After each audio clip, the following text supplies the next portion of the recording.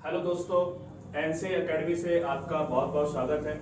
मैं अभय प्रताप सिंह आज से साइकोलॉजी क्लास है आपकी कंटिन्यू रखेंगे। इसी चैनल पर आपकी साइकोलॉजी क्लास है कंटिन्यू रहेगी। जो सिलेबस है, ये जो चैनल है आपका सीटेट और सुपर टेट और टेट को लेकर चलेगा, जिसमें आपको बाकी से जितने भी सब्जेक्ट है वो भी आपको कंटिन्यू मिलेंगे। जिसमें आपका मैथ हो गया, आपकी हिंदी हो गई, इंग्लिश हो गई, संस्कृत हो गई, ये सारे सब्जेक्ट इस चैनल पर आपको उपलब्ध मिलेंगे। और यहीं से हम लोग आज हम लोग लेक्चर जो लेकर आए वो साइकोलॉजी का लेकर आए, ठीक है, जिसमें आपको कंप्लीट साइकोलॉजी होगी, जो आपको लगभग 30 या 40 वीडियो मिलेगी। इसमें शून्य से लेकर हम लोग शिखर की तरफ पढ़ेंगे। कहने का मतलब बहुत अच्छी तरीके से हम लोग साइकोलॉजी को पढ़ेंगे, ठीक है। तो हम आज हल्का से साइकोलॉजी का डेमो देख लेते हैं कि क्या साइकोलॉजी में हमें पढ़ना है। और सबसे पहले हमें ये देखना है कि साइकोलॉजी की उत्पत्ति कैसे हुई, फिर उसके बाद हम लोग चर्चा करेंगे साइकोलॉजी के और सब्जेक्टों पर, ठीक है। तो हम लोग बात करते हैं आज साइकोलॉजी पर। साइकोलॉजी है क्या चीज, और साइकोलॉजी में हम लोग का बात करें, इसे हिंदी में मनोविज्ञान की भाषा के रूप में देते हैं। है क्या चीज साइकोलॉजी, इसको समझते हैं।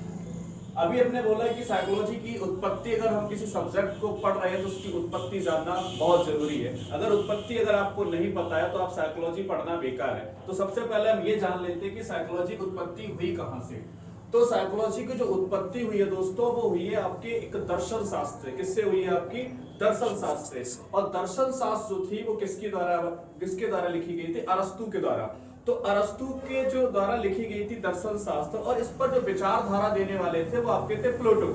तो कुल मिलाकर ये हुआ कि अरस्तु और प्लेटो दोनों ने जो भूमिका निभाई दर्शन शास्त्र को लेकर, उसी दर्शन शास्त्र के आधार पर हमारी जो उदय हुआ है वो आपका क्या हुआ है? मनोविज्ञान हुआ है, ठीक है। तो ये स्पष्ट ये निकला है कि दर्शन शास्त्र जो था, उस दर्शन शास्त्र में हमें मिलता क्या था?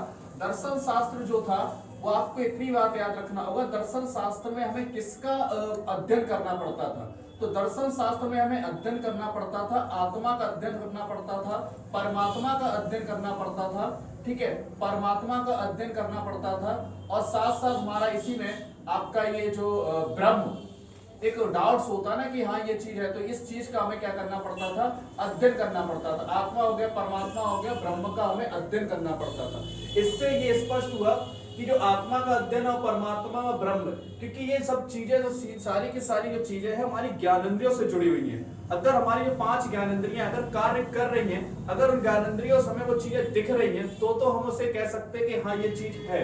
अगर वो दिख नहीं रही है तो हम उसे मान नहीं सकते। इसी तरीके से हमारा जो मनोविज्ञान है, क्योंकि मनोविज्ञान जब हम बात करते हैं तो मनोविज्ञान में सबसे पहले बहुत बड़ा शब्द छिपा हुआ है, जिसे बोलते हैं विज्ञान। कि विज्ञान है क्या चीज। तो विज्ञान में विज्ञान में अगर हम देखें तो विज्ञान का सीधा सीधा रूप होता है कि विज्ञान का कोई ना कोई रूप होना चाहिए, कोई ना कोई प्रकार होना चाहिए, विज्ञान आपको दिखनी चाहिए। अगर वो दिख नहीं रही है तो इसका मतलब आपकी विज्ञान नहीं है। तो दर्शन शास्त्र के आधार पर ये बताया गया कि ये जो आत्मा है, परमात्मा है और ये ब्रह्म है, अगर इसका हम अध्ययन कर रहे होंगे तो ज्ञानेंद्रियों द्वारा इनका हमें ना तो कोई रूप दिख रहा है ना कुछ दिख रहा है, तो ये हमारी कैसी है। लेकिन यही से बताया गया कि दर्शन शास्त्र से उदय हो गई हमारी क्या? मनोविज्ञान। तो ये स्पष्ट ये निकल आया कि मनोविज्ञान जो है वो दर्शन शास्त्र की क्या है? जननी है। दर्शन शास्त्र की जननी क्या है? हमारी मनोविज्ञान है, ठीक है। तो मनोविज्ञान की अगर हम ये भी बात कर ले कि मनोविज्ञान जो शब्द है, ये साइकोलॉजी शब्द, ये साइकोलॉजी शब्द 2 शब्दों से मिलकर बना है, psyche plus logy. Psyche plus logy, तो कहने का मतलब है साइकी प्लस लॉजी से मिलकर बना है, साइकी प्लस लॉगी, ये 2 शब्दों से मिलकर बना है। तो साइकी प्लस लॉगी जो 2 शब्दों से मिलकर बना है, जिसका साइकी का जो अर्थ होता है, साइकी का जो अर्थ होता है वो बताया गया है आत्मा। साइकी का जो अर्थ है वो क्या बताया गया? आत्मा। और लॉगी का जो अर्थ बताया गया वो क्या बताया गया? अध्ययन करना। कहने का मतलब ये निकल के आएगा, इसका हम क्या कर रहे हैं? आत्मा का अध्ययन। आत्मा का अध्ययन कह लो, चाहे हम इसे आत्मा का विज्ञान कह लो, बात एक ही है। आत्मा का विज्ञान, आत्मा का अध्ययन। तो ये स्पष्ट निकला कि हमें जो साइकोलॉजी में वो किसका अध्ययन करना है? आत्मा का अध्ययन करना है। लेकिन अभी ने सिर्फ बताया कि विज्ञान होता क्या है? विज्ञान वो होता है जिसमें सिर्फ हमें क्या दिखना चाहिए, कुछ ना कुछ। आत्मा का जब अध्ययन कर रहे होंगे तो हमें आत्मा में ना तो उसका रूप दिख रहा है, ना उसका कोई प्रकार दिख रहा है। तो ऐसी स्थिति में हमारा जो आत्मा का विज्ञान है, आत्मा का जो विज्ञान है, ये तो हमारा विज्ञान कहलाएगा नहीं। और जब कहलाएगा नहीं तो मनोविज्ञान की शाखा जो निकल के आई आत्मा का विज्ञान कैसे हो जाएगी? अस्वीकार हो जाएगी। लेकिन इस पर अध्ययन फिर किसने किया होगा? किसने बताया होगा कि आत्मा का विज्ञान है, इस पर हम अध्ययन कर सकते, इससे मानव के व्यवहार को समझ सकते। तो ये जो बात की थी आपके अरस्तु थे और आपके प्लेटो थे और आपके इन्हीं के साथ डेकार्टे, ठीक है, और आपके दूसरे थे रुडोल्फ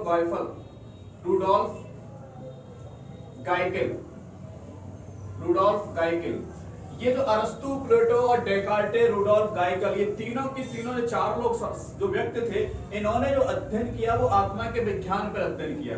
लेकिन जब आत्मा के अध्ययन जब इन्होंने किया तो स्पष्ट ये निकला कि हमें वास्तविकता में मानव के अगर को जानना है तो हमें उसके आत्मा से अध्ययन करने से कोई मतलब नहीं। अगर आत्मा का अध्ययन कर रहे हैं उसका तो रूप ही नहीं दिख रहा है, ना उसका कोई प्रकार दिख रहा है। तो अरस्तु, प्लेटो, डेकार्टे, रुडोल्फ गाइकिल, ये सारे के सारे आत्मा विज्ञान के क्या थे? आपके समर्थक थे। आपसे पूछा भी जा सकता है कि निम्नलिखित में से कौन सा आत्मा विज्ञान का समर्थक नहीं था, तो आपको ये प्रश्न ऐसे पूछे जा सकते हैं। तो आपको समर्थक याद रखने होंगे। तो आत्मा का विज्ञान कैसा कर दिया जाएगा? अस्वीकार कर दिया जाएगा, क्योंकि इसका कोई रूप नहीं है, कोई प्रकार नहीं है और आपको ये दिख भी नहीं रही है। तो ये आत्मा का विज्ञान आपका हो गया। आत्मा के विज्ञान के बाद एक व्यक्ति का नाम जो हम बता रहे हैं, रुडोल्फ गाइकिल के बारे में आपको ये चीज याद रखनी होगी कि इस व्यक्ति ने मनोविज्ञान पर सबसे पहले एक पुस्तक लिखी जिसका नाम था साइकोलॉजिया। जो पुस्तक लिखी थी वो किसने लिखी थी? हमारी रुडोल्फ गाइकिल ने लिखी थी। कहने का मतलब है कि मनोविज्ञान में जो प्रथम पुस्तक लिखी गई थी मनोविज्ञान पर आधारित, वो आपकी कौन सी थी? साइकोलॉजिया थी, और वो किसकी थी? रुडोल्फ गाइकिल की थी। ठीक है, अब हम बात कर लेते हैं कि आत्मा के बाद फिर किस पर अध्ययन किया जाएगा। तो आत्मा के बाद अध्ययन करने के लिए जब आए तो आत्मा का बाद जो अध्ययन हुआ वो आपका हुआ मन व मस्तिष्क का अध्ययन। मन व मस्तिष्क का अध्ययन, मन या मस्तिष्क का विज्ञान आया। जो मन व मस्तिष्क का विज्ञान है, इस मन व मस्तिष्क के विज्ञान पर जो विचारधारा देने वाले थे उनका नाम था पेस्टानोजी।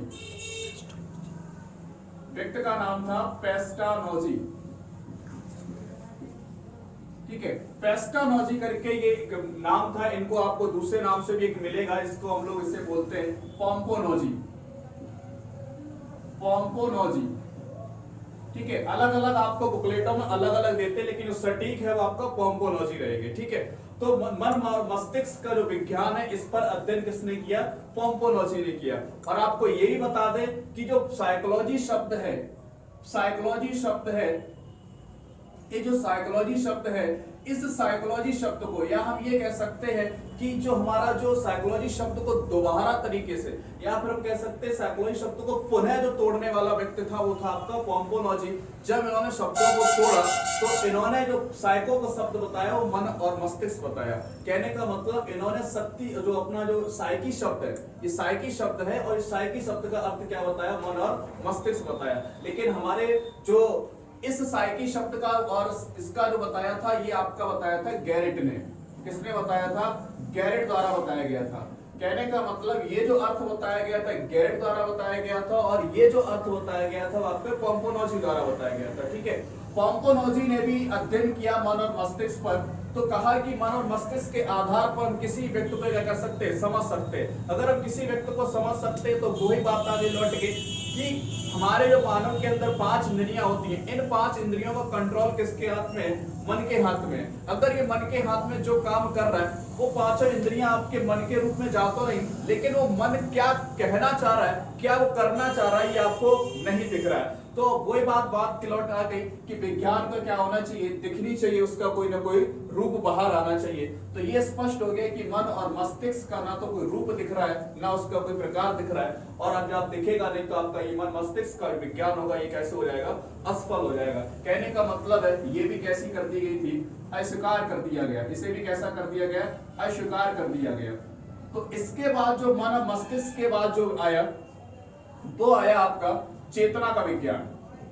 मन और मस्तिष्क के बाद जो आया वो आपका आया चेतना का विज्ञान। इस चेतना के विज्ञान पर जो अध्ययन करने वाला था उसका नाम था विलियम वुंट। उसका क्या नाम था? विलियम वुंट ने चेतना पर अध्ययन किया। और जब चेतना पर अध्ययन किया तो इन्होंने सटीक आंसर दिया कि हम चेतना के माध्यम से किसी व्यक्ति को समझ सकते हैं। अगर हम चेतना के माध्यम से किसी व्यक्ति को समझ सकते हैं तो इन्होंने एक प्रयोग भी किया। इन्होंने प्रयोग करने के लिए चले गए जर्मनी, क्योंकि जो जर्मनी में जब ये क्योंकि आपको ये भी याद रखना होगा विलियम वुंट जो थे वो जर्मनी के ही थे। तो विलियम वुंट चले गए आपके कहां पर, जर्मनी में, और जर्मनी में एक विश्वविद्यालय था, उस विश्वविद्यालय का नाम था लिपजिंग विश्वविद्यालय। कौन सा विद्यालय था आपका, लिपजिंग विश्वविद्यालय। तो चेतना पर अध्ययन करने के लिए फिर किस विद्यालय पर प्रयोग किया, किस विद्यालय पर जाकर प्रयोग किया गया था चेतना का, तो आपको याद रखना होगा लिपजिंग विश्वविद्यालय।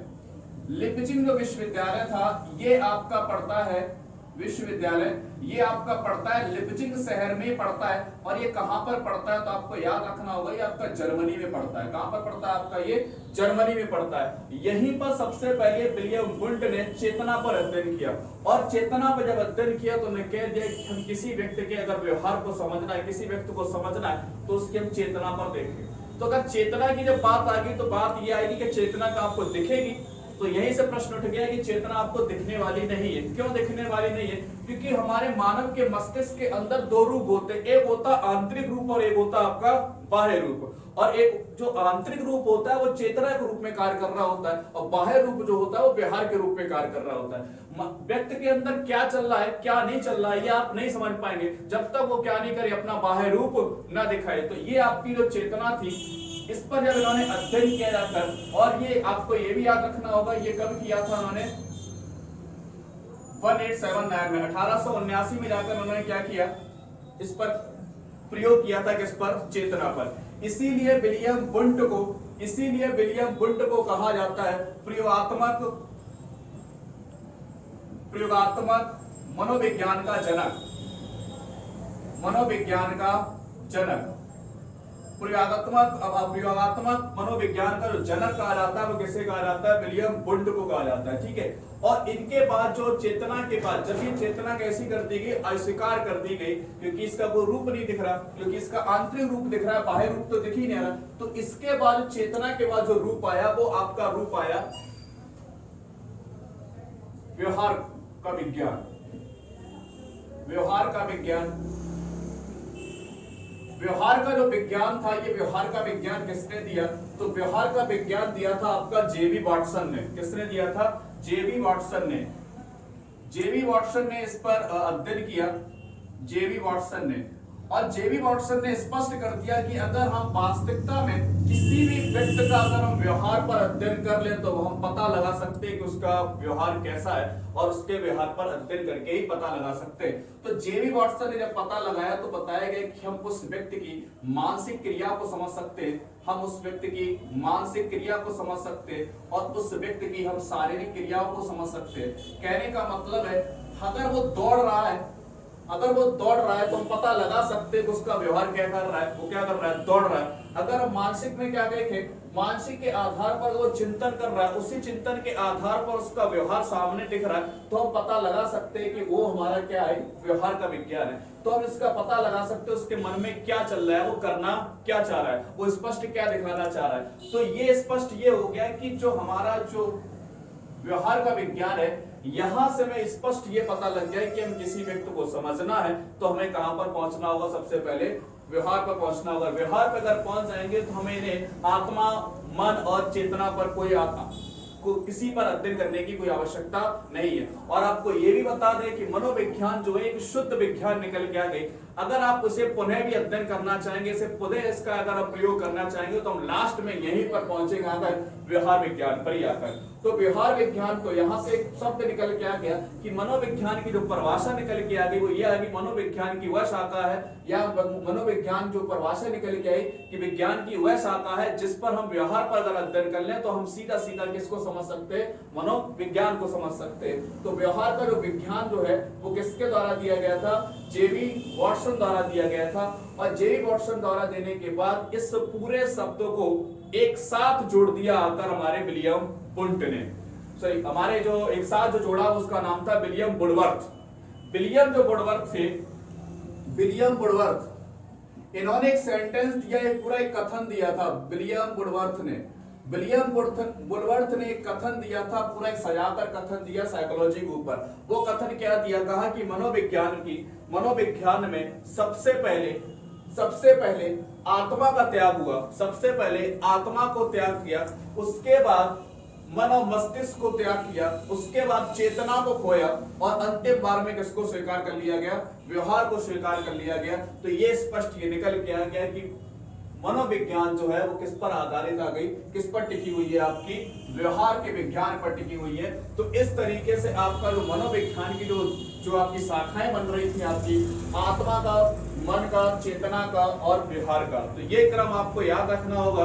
और इनके जो समर्थक हैं और इनके जिन्होंने शुरुआत किया, जिन्होंने नाम दिया, जिन्होंने अध्ययन किया, उनके बारे में आपको याद रखना होगा कि आत्मा पर अध्ययन किसने किया था, आत्मा के बारे पर किसने चर्चा की, मन और मस्तिष्क पर बारे में किसने की, चेतना पर किसने प्रयोग किया था, कहां पर जाकर किया था, कब किया था, किस स्थान पर किया, किस स्कूल में किया। लेकिन एक और चीज हम आपको बता देते हैं कि लिपजिंग शहर जो वर्तमान में, इस लिपजिंग शहर का वर्तमान में नाम क्या है? तो आपको याद रखना होगा, इसका वर्तमान में नाम है कार्ल मार्क्स। कार्ल मार्क्स विश्वविद्यालय के नाम से आज ये जाना जाता है शहर। और ये पट्टे सेट में आपको मिलेगा कि जहां पर सबसे पहले विलियम वुंट ने चेतना पर अध्ययन किया था, उस स्कूल का या उस विश्वविद्यालय का नाम वर्तमान में क्या है? तो आपको याद रखना होगा कार्ल मार्क्स है, और उन्होंने कब किया था? इस पे 1889 में। ठीक है, तो आज के लिए हमने जो डेमो दिया है, इसमें आपके साइकोलॉजी का जो भी आपका लेक्चर रहा, इस साइकोलॉजी के लेक्चर में हमने बस एक बेस तैयार किया है। इसके जो संप्रदाय हैं, इनकी जो परिभाषा है मनोविज्ञान को लेकर, किसने कौन कौन सी परिभाषाएं दी मनोविज्ञान पर, वो भी हम लोग अपने नेक्स्ट वीडियो में से कवर करेंगे। ठीक है, आज के लिए आज जो है हम लोग इतना ही करते हैं। बाय, ठीक है।